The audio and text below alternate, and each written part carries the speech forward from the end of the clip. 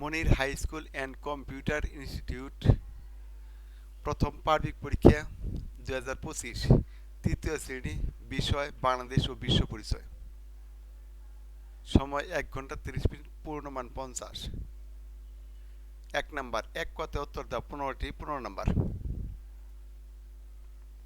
ক শেরে বাংলা এ কে ফজলুল হক কোন জেলায় জন্মগ্রহণ করেন?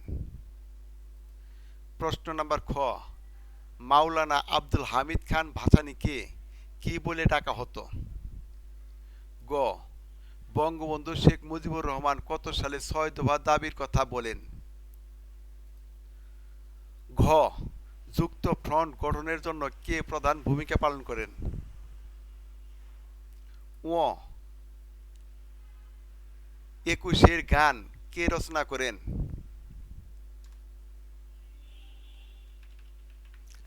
স আমাদের মুক্তিযুদ্ধ কবে শুরু হয়েছিল? স জনগণের কি প্রতিষ্ঠার জন্য হুসেন শহীদ সোহরাওয়ার্দী কাজ করেন? বর্গাজ্য এ কে ফজলুল হক ছিলেন উপমহাদেশের একজন কি নেতা? ঝ মৌলানা ভাসানী ছিলেন বাংলাদেশের কি নেতা? নিয় কারা মৌলানা আব্দুল হামিদ খানকে ভাসানী উপাধি দিয়েছিলেন? ট শের বাংলা এ কে ফজলুল হক শিক্ষার উন্নতির জন্য কি প্রতিষ্ঠা করেন? ঠ মাওলানা ভাসানী কি হিসাবে কর্মজীবন শুরু করেন? ড কত সালে পাকিস্তান সৃষ্টি হয়? ঢ 1954 সালের নির্বাচনে কোন দল পরাজিত হয়? মধ্যাহ্ন স্বাধীন বাংলাদেশের প্রথম অস্থায়ী সরকার কখন গঠন করা হয়? এক কথাটি এখানেই শেষ। এবার 2 নম্বর, বাম পাশের শব্দের সাথে ডান পাশের শব্দ মিল করতে হবে। বাম পাশের বিষয়বস্তু অনুযায়ী তথ্য সংযোজন করি ডান পাশের ফাঁকা ঘরে। বিষয়বস্তু: প্রথম অস্থায়ী সরকার, তথ্য লিখব। অস্থায়ী সরকার রাষ্ট্রপতি, তথ্য লিখব। মুক্তিবাহিনী, তথ্য লিখব। 16 ডিসেম্বর 1971 সাল, তথ্য লিখব। বাম ডানের ভূমিকাটা শেষ। এবার 3 নম্বর, যে কোনো 5টি সংক্ষিপ্ত প্রশ্ন উত্তর দাও। 10 নম্বর, এটা হচ্ছে জ্ঞানমূলক প্রশ্ন। এই 5টা জ্ঞানমূলক প্রশ্ন। ক হুসেন শহীদ সোহরাওয়ার্দী কে ছিলেন? খ কেন শেরে বাংলা এ কে ফজলুল হক ঋণ সালিসি বোর্ড গঠন করেন? গ শহীদদের প্রতি সম্মান প্রদর্শনে কি করব?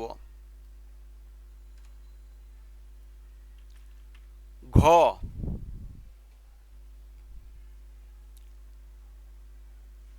কাল রাত বলতে কি বোঝায়? ও মুক্তিবাহিনী কেন গঠিত হয়েছিল? স পাকিস্তানি বাহিনী কখন আত্মসমর্পণ করেছিল?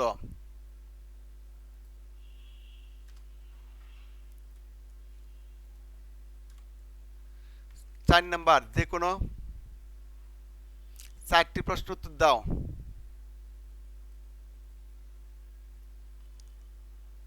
20 নাম্বার, ক হুসেন শহীদ সোহরাওয়ার্দীর অবদান লিখো। খ সমাজে বৈষম্য দূর করতে মৌলানা আব্দুল হামিদ খান ভাসানী কিভাবে অবদান রেখেছেন? গ এ কে ফজলুল হককে বাংলার বাঘ বলা হয় কেন?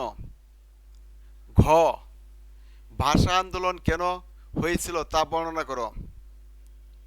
ও বিদ্যালয়ে কিভাবে শহীদ দিবস ও আন্তর্জাতিক মাতৃভাষা দিবস পালন করব?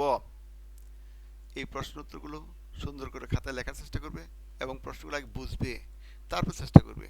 প্রশ্ন বুঝো নাই, উত্তর লেখার কোনো কায়দা নাই, তাহলে প্রশ্ন বুঝে শুনে তার উত্তরগুলো লেখার জন্য চেষ্টা করবে। আজকের মতো ভিডিওটি এখানে শেষ।